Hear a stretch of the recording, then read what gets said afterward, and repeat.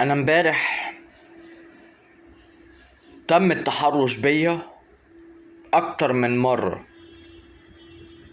وانا رايح العتبة من محطة الاهرام جوه المترو، وكان في شرطة جوه المترو، جوه العربية، عربية القطار، وشايفين اللي حصل. انا لو قلت بعيدي ايه اللي انت بتعمليه هتصوت. ده بيتحرش بيا في حين ان في كاميرات جوه المترو.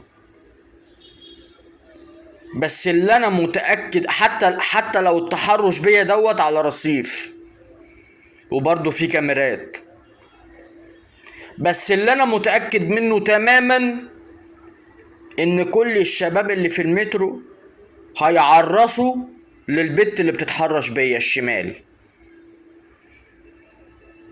والحريم كمان اللي ما شافتش حتى يعني اللي بيعرس دوت سواء شاف او ما شافش. اللي ما شافش هيجي يعرس عادي، دي الحياة في مصر دلوقتي. واللي شاف لو البت عجبته قوي ولفتت نظره هيجي يعرس لها، انما لو على خلق وتدين هيجي يقف معايا انا. بس الاغلبية هيعرسوا لها ويقلبوا الآية ان انا اللي اتحرشت بيها، وهطلب الكاميرا، والكاميرا هتجيب الاثبات، وهيعملوا البدع ان انا الجاني مش المجني عليه. وده مش بيحصل معانا بس، ده بيحصل مع شباب كتير ورجالة كتير جوه المترو. مترو الانفاق بقى عبارة عن جنينة الاسماك. اقول لكم حاجة تانية، مترو الانفاق بقى شق الدعارة على فكرة.